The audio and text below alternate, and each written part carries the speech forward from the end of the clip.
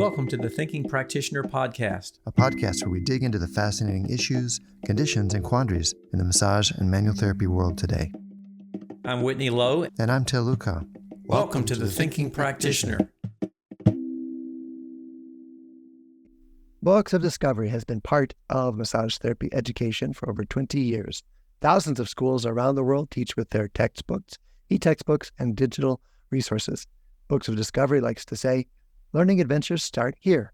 They see that same spirit here on the Thinking Practitioner podcast, and they're proud to support our work, knowing we share the mission to bring massage and bodywork community enlivening content that advances our profession. Check out their collection of e-textbooks and digital learning resources for pathology, kinesiology, anatomy, physiology at booksofdiscovery.com, where Thinking Practitioner listeners like you save 15% by entering Thinking at checkout. Thanks, Books of Discovery. Robert Schleip, I'm glad we got this moment here at the Fascial Research Congress to check in and hear how it's going. How has it been for you so far? I love it. I'm very surprised. I expected a very difficult conference at the worst place at the wrong time. And it hasn't been like that. Yeah, it's wonderful. So the whole atmosphere is about sharing.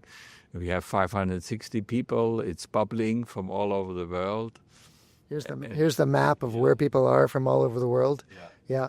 Lots of conversations, lots of collaborations, people connecting. And a beautiful spirit. It's really nice, the questions and the learning and the laughter and meeting old friends and new people coming up to me and sharing questions and insights. That's always one of the best things about these is the connections and the social network that gets formed.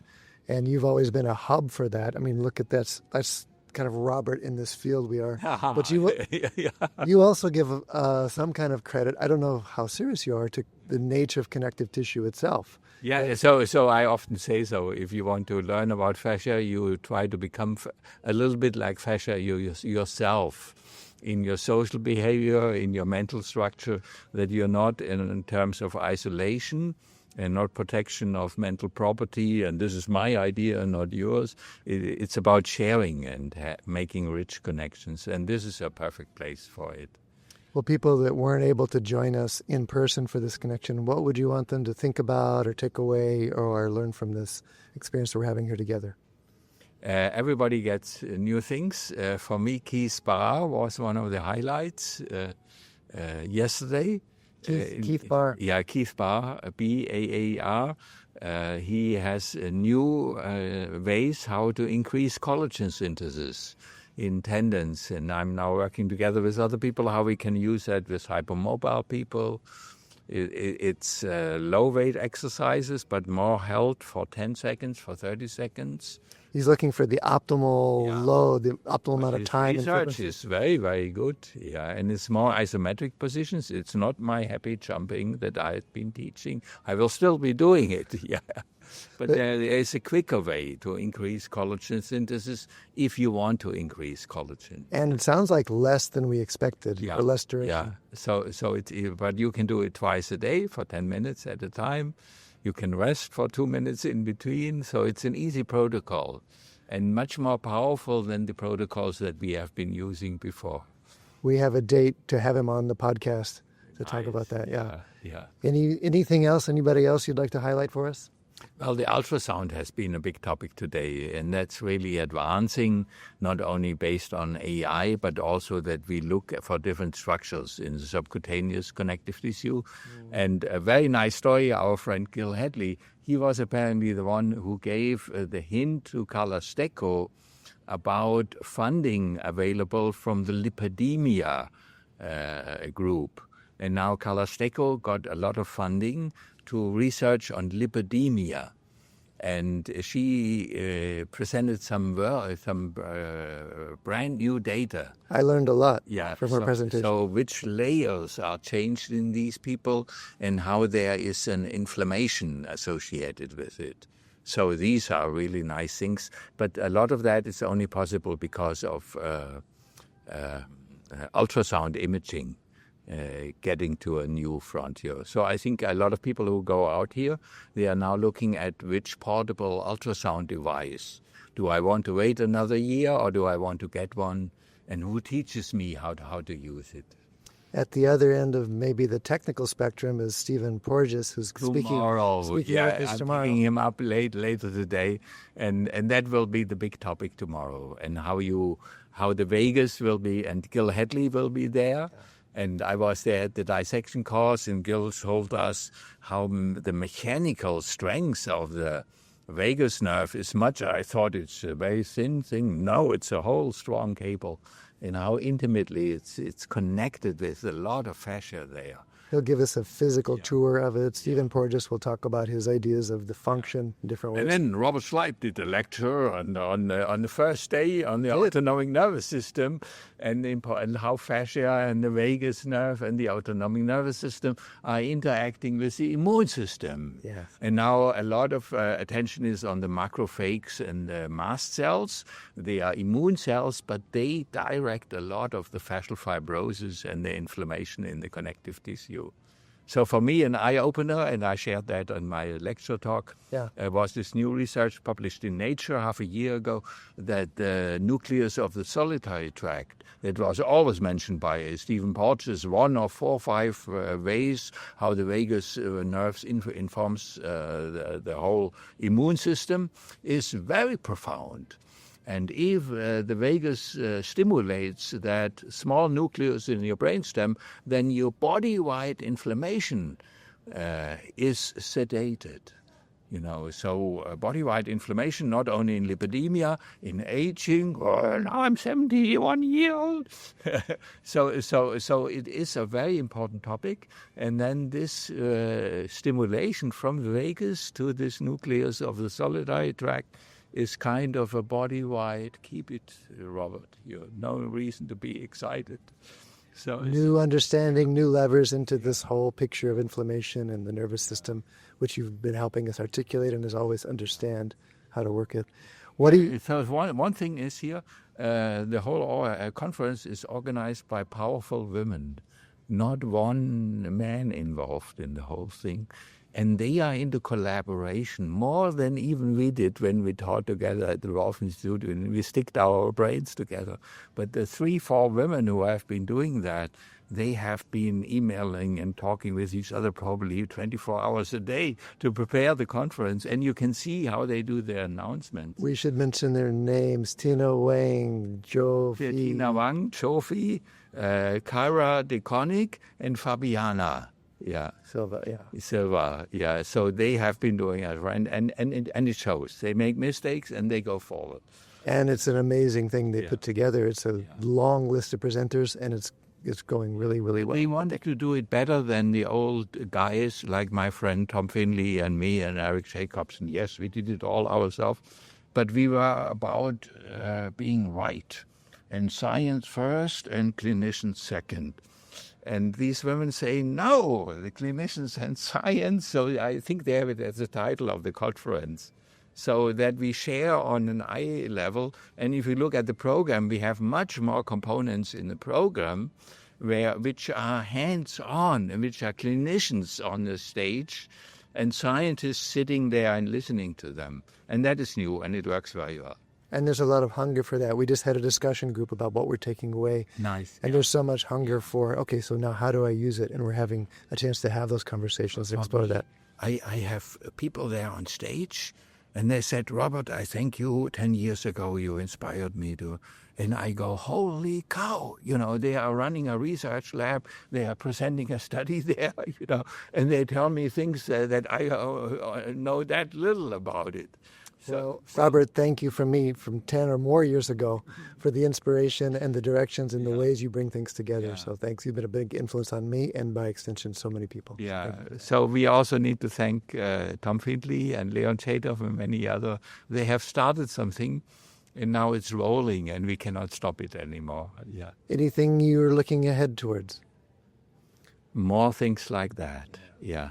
Just people learning and more personal meetings. It's so nice to have people coming and saying, Robert, nice to see you. So this is very nice. Thanks for taking the moment to talk with me about this. Appreciate that.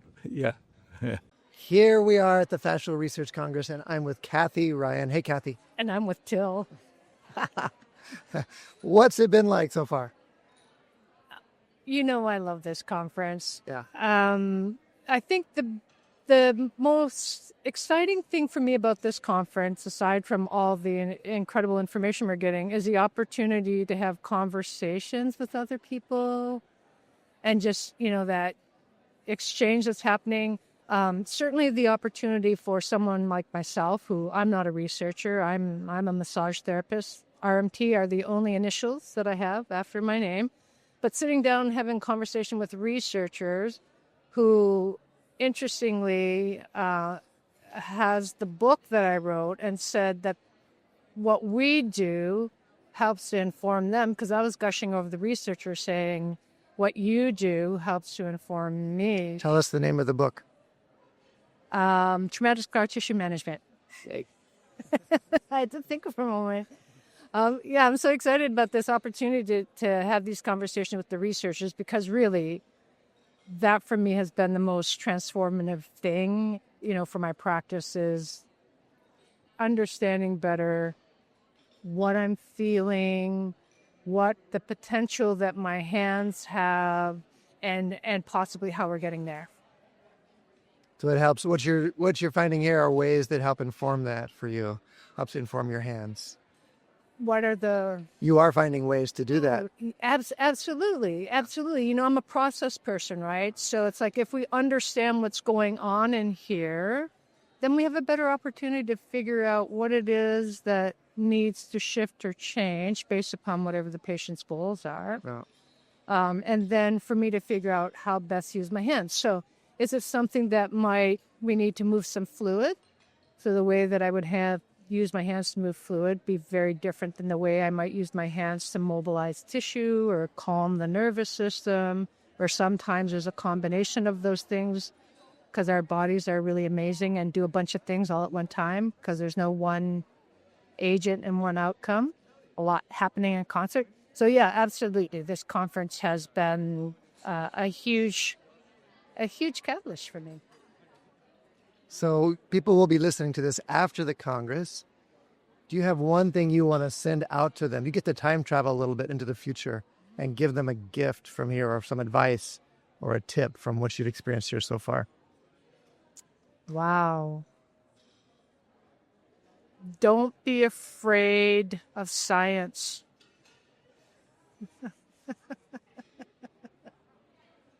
Nice. Don't let it scare you. Great. And you have some great courses and different things like that where people can go find out about your take on silence, and you can help us be less afraid. Do you want to say anything about how people can find you? Probably the best way to find me is to go on to the Healwell website. In the U.S., I teach courses through Healwell, so healwell.org. That's where you'll find where I'm teaching in the U.S., and they also have my bio on there, so that's a great way to find out where I'm. You have one course on advancedtrainings.com, your scar tissue. That too. On our website. And now that you remind me, I also, Nancy Keeney Smith and I, who I co-wrote the book with, we have a 3-part scar tissue series, ABMP. The ABMP library. Yeah. Thanks, Cathy. My pleasure, my friend. Okay, I'm here at the Fascial Research Congress with Gavin Ruiz. Hi. And this is your first time at a conference? Yes. What do you think? What's it like for you so far? It's incredibly overwhelming. I went into this not thinking I would know anything that these people were talking about, but I'm really glad that I did, because I know a lot more than I thought I did, which is really nice. I just got out of school, massage school, so I was I have bare minimum knowledge, but I was very well prepared, so I'm very proud of myself. So you are finding things here that you want to try to remember? Yes, I've been taking notes on everything. I don't remember anything right now, but I will. If the fairy godmother came to you and said, you can remember just one thing from the conference. Oh, probably. Oh, what was his name? He was talking about how your tendon strength was only good for 5 minutes or something. Keith Barr. Yes, and it was the G something. that's involved in all that, that's like responsible for rebuilding the tendon. Yeah. I really need to go back in that because I thought that was so interesting, and I want to apply that to like just like biomechanics for what I'm doing. So like, how long should I actually be holding my body? That there's an optimal amount of time, and it's a lot less than we think. Exactly. So I want to make sure I'm holding myself right because I'm only 20 and I would refuse to not do this. And then last night we had a discussion in a group about how we're going to apply what we're learning here. And you had some interesting advice for us all. Do you remember what that was? Wing it. If you know your stuff, just figure it out. I mean, you gotta, because I would say clinicians don't know what, like us as practitioners do individually. So it's kind of up for us to take their information and be like, okay, how do I personally apply that to whatever client I get? Because they don't know what you do and they don't know who your clients are. So it's important to me to like take this and sift it through the lens of me, a massage therapist, as a person, and then my therapeutic relationship with my clients. Cool. Thanks, Gavin. You're welcome. Eric Franklin, thanks for taking a moment. You're the developer of the Franklin method. Anything more you'd like people to know about you and what you do? Well, what is the most complex machine in the universe? It's most likely the brain. So I would say it's a go-to tool to learn how to use. And one of the things you can do is mental imagery. And there's a lot of research on mental imagery. We know that it's very useful in rehab, very useful to improve performance. And what's great about using your mind, mental imagery, embodiment techniques is that it's free, always available, and can be adapted to any kind of issue you might have. So you've been very kind with me over the years to let me use a couple of your images in my book, of course, and in the courses. Gladly. And they always communicate so much that we could spend a long time explaining, or we can show Eric Franklin's image and give people a sense of that, and then talk them through an experience of that in the body. Is that the basis of your work with people, would you say? Not necessarily, because especially if they're metaphors, they're very personal. So I can suggest a metaphor like imagine your shoulders to be slippery bars of soap. But if you're not into soap, that's not going to work for you, you know. So I think that in the end, I help people discover what works best for them. That's my job as a teacher, not to tell them what to do. They hear that enough, but help them, you know, to find what makes them feel better, move better, or eliminate their problem. So it's more of an empowerment technique. And one of the tools is metaphorical imagery, but we also do anatomical imagery, which requires a little bit of an introduction. So most people don't know where their hip joint is. And of course, then a lot of issues are going to arise from that because you won't do a squat correctly or pelvic floor exercise correctly. So anatomical imagery, and related to that is body schema. In other words, improving the clarity you have of your locations and relationships in your body. And we have research that shows if you improve body schema, you improve movement. We even did a paper on people who had Parkinson's, which are notoriously challenged with their body image. And we were able to improve body image and through that also improve movement. Image, schema. Body schema. Or I like it's it. called body schema. Body schema is your visual proprioceptive body concept, locations, relationships. And so, for example, in the Parkinson's study, they have a very crooked, strange picture of their pelvis. And we taught them the pelvis and the shapes and where things move. And after that, they move better. So we usually think, to move better, we need to do this exercise or that exercise. You also move better if you see your body more clearly as it is. And you're describing it in visual terms, seeing the body. Yes. And feeling, of course. And that's the other thing, imagery comes in many modalities. So the most common, of course, is visual kinesthetic and auditory for most people, but you can also use gustatory, olfactory imagery, or rhythm as an image. So, yeah, we teach people how to use all the different modalities. And in imagery, there's something called vividness. So the more clearly you can see the image, the more effective it is. And so that's another thing that we can learn about. And then, of course, there's two big categories. So using mental imagery with movement or without movement. So why would you want to use imagery without movement? Well, let's say you have an injury, and we just had a lecture here. We saw how fast collagen production goes down. But you can still keep your strength, maintain your strength if you do mental imagery exercises. So we don't realize that if I do imaginary bench presses or squats, you are still gaining strength because a lot of strength gain is actually neurological and not changes in the muscle. So this conference mostly focused on changes in the muscle, to create flexibility or strength, but it's also, of course, changes in the nervous system. Yeah. You've been talking about movement as a way to access or work with those imagery. Anything to say about the role of touch? I know I'm a manual therapist. I know that I've introduced you through manual therapy. Well, the role of touch is super important. I mean, in somatics, movement, imagery, touch. However, since COVID especially, I've been using a lot of self-touch techniques so that people, who are worried still or don't like to touch, you can always touch yourself to improve embodiment, movement, or create changes in your fascia. So I have, for example, this exercise, shoulder sponging. You put your hand on the shoulder, you squeeze the shoulder, and you imagine you're squeezing water out of a sponge, right? Then you can roll your shoulder and squeeze, and you imagine you're squeezing water out of a sponge. And, of course, the sponge is similar to the structure of fascia, but the other function of that is to keep people with the program. You see, we give people an exercise, and then they start daydreaming, and they look at the lamps, and, it's just much less effective because they're not with it. They're not there with the exercise. And we also know that if you focus on an area of body, you immediately upregulate the tone in that area. So the image helps them to understand what they're supposed to do, keeps them with the exercise, and also creates more activation in the area. Very clear. And you've been so creative over the years in giving us ways to work with that and holding that point of view for us. So thanks for your influence in the work. Thank you so much. Yeah. How can people find out more about what you do? Well, franklinmethod.com. We have a website. We have lots of courses, live courses, online courses. I have a free neurofascia webinar coming up. So, lots of stuff online. franklinmethod.com. Thanks very much, Eric. Thank you, Watchell. Thank you. Thank you. Sneha Krishna, you're here. We're at the Fascial Research Congress. I'm just meeting you, but I've known about your teaching for some time. Can you tell us something about what you do? Yes, started off as a Pilates educator, and I think Gil Hedley's 3-week dissection program completely changed my life, and I couldn't stop seeing how manual work makes a huge difference. So I went ahead, became a manual therapist right after that. So I practice both manual and movement therapy to work with people now. Where are you based? I'm in India, Bangalore. Bangalore.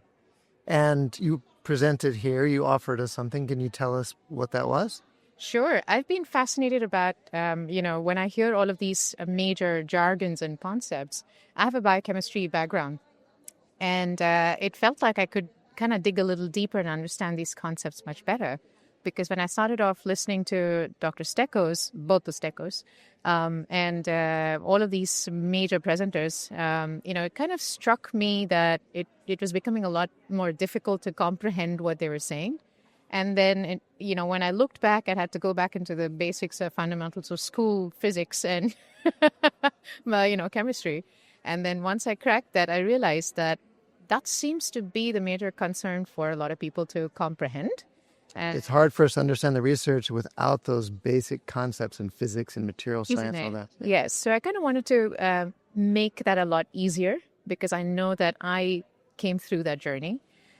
So the idea was to hope that with that presentation, it will make a lot of people's lives easier.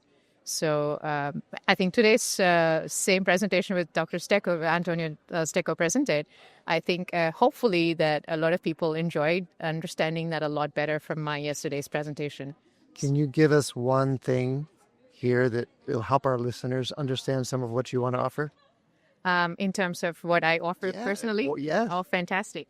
I teach a bunch of courses. I think one of my major courses that I really enjoy teaching as of now is about fascia, like all of us here. So I have a 3-part series course that I offer, which is 6 hours each. Everything's online. I teach the fundamentals of fascial anatomy and the biomechanics of fascia so that we go into the nitty-gritties of it. Easy to answer questions and, no stress of 10-minute conversations. So, and that's the first part. And the second part would be dealing with the understanding the continuity between the diaphragm and the pelvic floor. And the last part would be the thoracolumbar fascia and the rectus sheath. So that gives all three kind of come together to form the myofascial core. in terms of being able to understand the new possibility. Where do people find that? It's on my website, available on my website. What's your website? transcendfit.co. Transcendfit.co. Okay, so one fascial fact would you like us to know? If you leave some people with something you'd like them to know about fascia, what would that be? I think it's so beautiful that it kind of connects all of us, brings all of us together. I've been listening to so many people from different areas of that they're working, that I think we're all trying to feel that we're not deviants in some way or the other, right, in our own lines of work. And I enjoy the fact that this is a place exactly like connective tissue. We're finding that space where we can all connect and, take away a little bit of each other's work and take those best practices home and see like multiple tools in the toolbox and see what works for whom, So I think that's, apart from all the science that's out there, I think that's the biggest thing that I feel like fascia and the FRC has to offer. Thank you, Sneha. Thank you. Thanks so much. Thanks for having me. Hi, I'm here at the Fascial Research Congress with Miriam and Heike. Hello. Hi. Hi, nice to be here. Tell us something about what you do. Well, we're almost everything.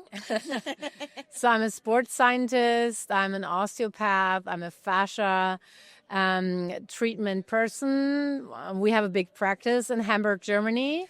We're authors. We wrote 13 books. The last one was about the fascia code. You say we, the two of you together. Yeah, we're together. We're a team. Yeah, for 25 years, I think. Yeah. Something about you, Heike? I'm an educator for dynamic fascia training. Dynamic fascia training. What are you offering here at the conference? Well, one thing is the fascia code, that we're Vikings and elves. The Vikings are stiff and the elves are very lax. And we talked about that if you do exercise, then the Vikings need more exercises to be more flexible, more movable. And the elves need more stability, and that we can use the same exercise, but that one is then, One is training more flexibility, and one is training more stability at the same time. And this is a body type or connective tissue type that we tend to have, and so that determines our needs in that way? Is that? Well, we research leads to it that we are born with the elves, the lax ones with less fibroblasts, and the Vikings with more. So they build more fibers and more connective tissue, blah, blah, blah. And we do less. So then you being elves. Everybody. Everybody. Uh-huh. So everybody has different amounts of fibroblasts. And then we as elves. And she as Viking. More fibers, fibroblasts, and everything. Yeah. So our types are very perfect to the location where we were grown up, not where we grown up, where the humans before us grown up. So our ancestors seem to be a part of that. Field or in the Arctic field. Either tropical or Arctic. Yeah. And now we live here, and we have rooms, and we have heat, and so on, and we don't need our specialty. Yeah. And we don't have to be specialized. Yeah. And So I need warm climate, and she needs cold climate. I need to eat all the time. She needs one meal a day. So because that was in many thousands of years ago, that was important. But training and treatment is only for one type of person. So and that's I think that's not the right way to heal both types. So we have to make it different. Yeah, we have to individualize it, and it's not that then there's one group of elves and one group of Vikings. Everybody is everything. Not one type is 100% that or 100% that. We're all a mixture of it. But most of the people are not 50-50. So they have tendency. And tendency. A tendency to one pole. Yeah. So, and then when we think about treatment, exercise, surgery, wound healing, because they have more fibroblasts, the wound healing is faster. They, the Vikings. That one Yes. is a Viking. Yeah. Wound healing is faster in that case. Yeah, and more chaotic. Yeah. And wound healing is much slower in my body, much slower. And yeah. So you said you're an osteopath. Mm-hmm. Our audience are largely touch therapists, manual therapists. Okay, yeah. What are some thoughts that you can offer them to apply this idea in our practices? Well, when we think of tensegrity, then it is that elves have spots which are stiff because they need anchors, and Vikings are stiff overall. And if you do pressure to me, my whole body gives pressure zurück, And back. And for the elves, you need a lot of pressure to go inside because they're so lax. So it's very different. And She's normal sensitive. yeah, normally when you're a therapist and you are one of the type, you treat as this type, or you train as a trainer as this type. So Yeah, what you're more comfortable with. You do, if you're a Viking, you take your elbow and more like a rolfing thing, and the elves say, so first we breath, inhale, exhale. That's the elf approach. Yeah. And we make fun of each other because it's so funny that we worked together for a long time and we wrote a lot of books and with a lot of exercises, and we were arguing about what this exercise does for the person who will read it. And then Robert years ago came up with this idea, and we said, that's why. And He calls them Vikings and temple dancers. Yeah. But in Europe, nobody knows what is a temple dance. Nobody in America either. So all right, elves. Okay. Elves are the, elves are the ones with Nice. That's wings. great. Yeah, wings. Yeah, they have. Okay, so for manual therapies, maybe stiff all over. You're describing stiff spots with things less stiff. Yeah. In both cases, you described where there's tension or stiffness. Is there a role for manual therapy with, say, hypermobility that doesn't have to do with stiffness? Yeah, well, and it's important that you don't get rid of the stiffness of an elf, because then this whole system will fall apart. And I, as a therapist, I would suggest that you try to bring together the lax card. So, and then when you give them, and then again, you can work on those people, but they have to work on themselves. They have to do stabilizing exercises. The best therapist is the trainer. If you touch me and I'm so strong, they say, "Oh, you're so stiff." But the stiffness is in my DNA, and it's not an unhealthy stiffness. Maybe it could be my strength. Yeah. So, yeah. And then also, I have my point back. That is, I think it's important that you have a trainer who looks really holistic, which means emotionally, mentally, spiritually, and physically. Because when I worked on my inner strength, I work on it so that I'm more stabilized if I have an emotional input. And that is important. Not that I look better, not that I stand. It's good maybe for my physical health, but for me, more important, and being an osteopath and I'm also a psychotherapist. So anyhow, I have it all over. It is important for me that I use the body to stabilize my mental health and my emotional health, and then come to my spiritual, how do you say that? Bestimmung? Purpose? Yeah. No.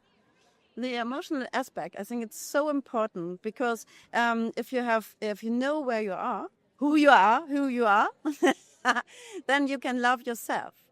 So it's if I see Miriam do such things, and I think, okay, and I say, I'm not so good as she, but that's wrong. I'm very good, but not in this way. I'm very good in another way. And when I accept this, I can say, oh, I love it. And now I'm a happy Viking and not a sad, not elf. Not a sad, not elf. Beautiful. I like it. So, and then the other work we do, because we do two things, is we do pelvic floor work. And it is, structural integration, rolfing stuff. It's not the pelvic floor. It's just one part of the whole net. And this is how we approach it. And that it's not, we don't do exercises only for this region. It's always a transforce. It's transmitting the force to every part. Integrative. Yeah. No. Tell us something about your experience at the conference. What's something that you're taking away, that you're appreciating, that you're gaining? Well, most of all, I think it's a very good atmosphere. Absolutely. Very welcoming. And it's like a very, gentle network, like the fascia should be and like the world should be. I think it is good that we're here from really all over the world and we connect very well. We're very friendly with each other. And I think that is a good way to bring more harmony and peace to the earth. There are a lot of happy people. There's a lot of giggling. It's very good that the people like me, I'm not a scientist in this way, I feel here welcome and I feel like a part of it and not a distance to the, scientist, professor, doctor, and so on. And me, they come to me and say, hey, welcome that you're here, and you make a big, very important part of it. Yeah, so that's my feeling. Yeah, and it's also, so what we do, and especially her, we do everything together, but we have we can cover everything together. It's bringing the science to the normal people. Yeah. To bring it into exercise, to apply it to normal life so that people can take it. And this is one of her specialties. And we can have so much research, but if we don't use it for the people, then for what do we do it? Miriam and Heike, how do people find out more about you if they want to know more? Well, we have our website. It's fascio.com. So FASZIO. FASZIO for the Americans. Yeah. Okay. Yeah. Yeah. And then .com is in English. So yeah, it's translated. And then I have a website, miriamwessels.de. And there's also, you can flip it into English. So if you want to know more about it. Thank you both. Thanks for your contributions and the fun that you're bringing here as well. Appreciate that. Thank you so much. Thank you. I'm here with one of my favorite people, Gil Hedley. I'm here with one of my favorite people, Til Luchau. What a mutual fan club this is. What do you like about being here? Oh, the people. So this is a great people adventure. I love people, and I've met so many new people, so many wonderful people, so many dedicated people. So this is like a gathering of folks who are committed to service, and I just love that. That's my squeeze. And it's a lot. It's like a fire hose and an ocean and all these analogies of it being so much. Yeah. And then you're like such a recognizable face that I see people coming up to you all the time. It's true. Where are they now? No, I'm comfortable with that. I know that the stuff that I've shared has, touched people and brought joy, and so the chance to share that joy in person is really sweet. I'm just thinking this might be a useful metaphor for life. Maybe. How do we keep our hearts open in the face of overwhelm? Almost how do we keep our hearts overwhelmed? How do we keep our hearts open in the face of so much? Yeah, I mean, if bringing heaven to earth is anything within someone's intentional sphere, then that's kind of the job, right? So if we just, certain things work better here than others, like loving works better than hating, I've always found, or forgiving works better than blaming. And so I feel like those kind of things just keep cranking your heart open, and it's kind of a bottomless pit in here. Amazing. I feel it. That's great. Thank you for that hit. What do you imagine unfolding into next? Well, believe it or not, I got more projects to do. And at the moment, I'm working on a beautiful donor forum, especially focusing on the pelvis and heart relationship. So I think in our culture, we're sort of a little bit split. maybe a lot bit split. So we have our religious communities that are pointing us up and out, and we have our porn world pointing us down and way down. and I'm just thinking that they've created each other. That split has created each other, and that actually, if you look at the anatomy of the human form, you see a continuity of the whole. You don't see any line of division that says something is good or something is bad, something is spiritual and something is worldly. That kind of dualism that is inherent in our philosophical approach to our body isn't inherent in the biology of the body. It doesn't speak to that. So I feel like if we took some lessons from the body, we might find an opportunity to have connection in our, say, sexuality and spirituality. So I'm trying to maybe demonstrate that in the anatomy these days and say, hey, look, no line, no border, no nothing. It's just continuous love path. Beautiful, because you've found ways to make the anatomy a great path and a great lesson, a great metaphor for so many things. I'm looking forward to seeing what you do here.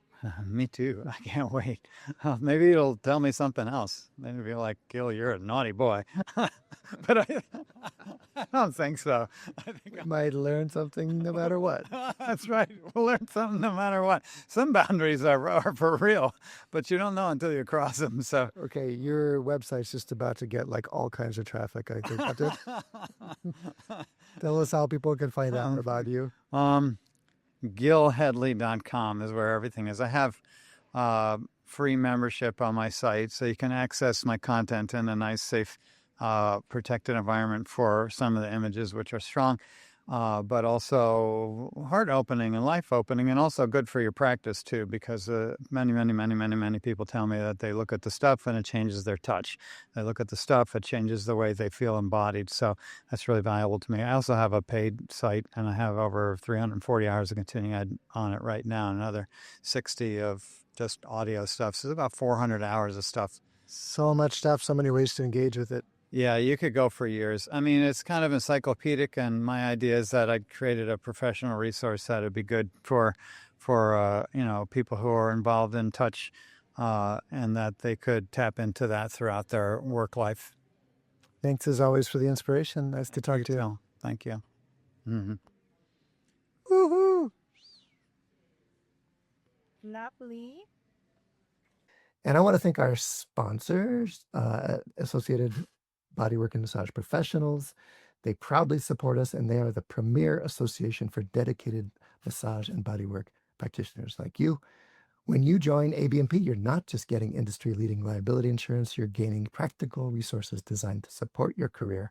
From free top-tier continuing education and quick reference apps like Pocket Pathology and 5-Minute Muscles, ABMP equips you with the tools you need to succeed and grow your practice. And ABMP is committed to elevating the profession with expert voices, fresh perspectives, and invaluable insights through CE courses, the ABMP podcast, and their Massage and Bodywork magazine, featuring industry leaders like my co-host Til and myself. Thinking Practitioner listeners like you can get exclusive savings on ABMP membership at abmp.com/thinking. So join the best and expect more from your professional association. Thanks again to all of our listeners. Thanks for hanging out with us today. And to our sponsors, you can stop by our sites for the video, show notes, transcripts, and any extras. You can find that on my site at academyofclinicalmassage.com. Til, where can they find that with you? Advanced-trainings.com. We want to hear from you. With your ideas or input about the show, just email us at info@thethinkingpractitioner.com or look for us on social media and YouTube. I am at Til Luchau. Whitney, where can people find you? Also on the channels under my name, Whitney Lowe. Thanks very much. People can find me over there, and we would really appreciate it if you would rate us on Spotify or Apple Podcasts, wherever you happen to be listening to the show. It really does help other people find the show and helps us keep it going here. So please take a few seconds, if you can, to do that. And thanks always for sharing the word, and tell a friend, share the word as well. And we'll see you again next time. I'll look forward to that, Whitney. Thanks for today. Okay, thank you.